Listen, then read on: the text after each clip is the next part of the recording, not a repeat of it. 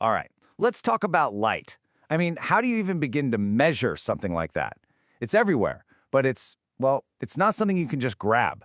Today, we're going to go on a little quest to figure out how scientists manage to put a number on brightness. And what's really cool is what that number tells us about our own pretty incredible eyes.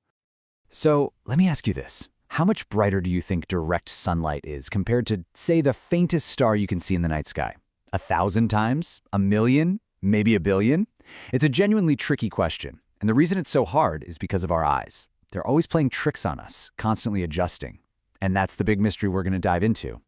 And that's really the heart of the problem, isn't it? Our eyes are absolutely amazing pieces of biological engineering, but they aren't a scientific instrument. They're adaptive. They're designed to change based on where we are, which is, fantastic for not walking into things in the dark, but it's terrible if you're trying to get a consistent, objective measurement. I mean, just think about your phone's screen. You're in a dark room, you turn it on, and it's like a supernova just went off in your face, right? It's blinding. But then take that exact same phone on the exact same brightness setting and walk outside into the bright sunlight. Suddenly, you're squinting just to make out what's on the screen.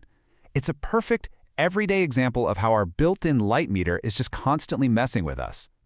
So if our eyes can be fooled so easily, how in the world do we get a true measure of light? This is a classic problem for scientists.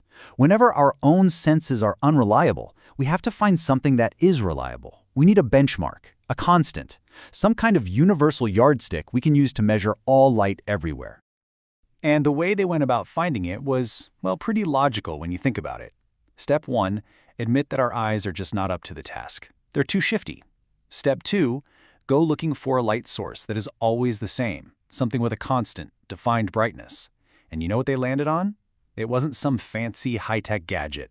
Nope, it was something incredibly simple and ancient. A plain old wax candle. And that's just so elegant, isn't it?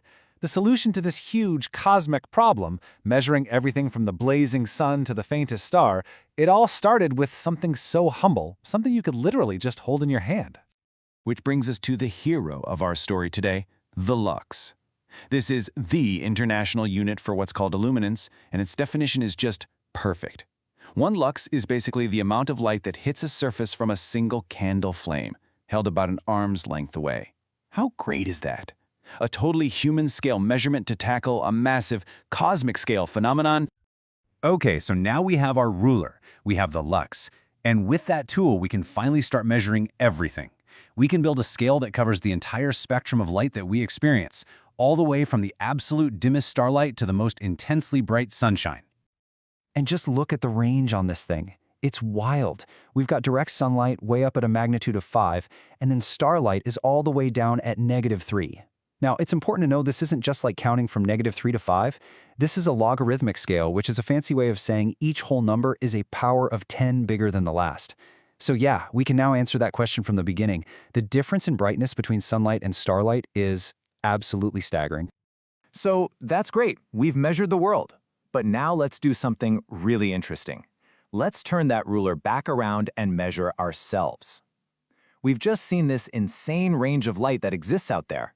So what does it say about our eyes that we can somehow function in both broad daylight on a beach and under a faintly lit starry sky? The answer, it turns out, can be summed up in a single number: 8.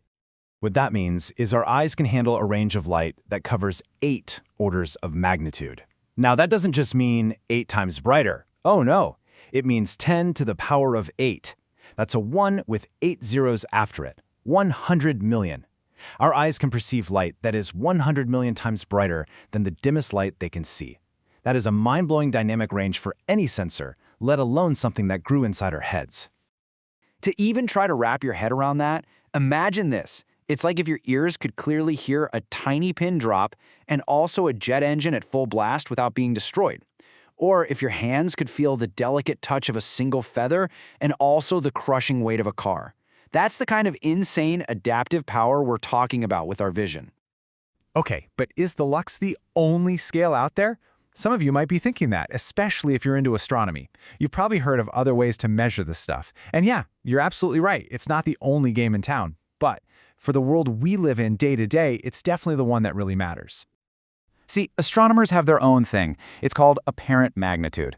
It's a whole different system, the conversions get kind of messy, and, well, as our source for this so perfectly put it, you really don't need to worry about it unless you're planning on becoming a professional stargazer. For the rest of us, it's just not the right tool for the job. And that's really the main thing to take away from all this. Sure, there are other scales for really specific, niche fields, but the lux, this beautifully simple idea that came from a single candle flame, that is the fundamental unit for understanding and measuring the light that fills our world. So, there you have it. We've cracked the code on measuring brightness. But, our eyes give us so much more than just that. They give us a sense of where we are, a sense of direction. So, how do we measure that? Well, that's a whole other quest for another time. Thanks for joining me on this one.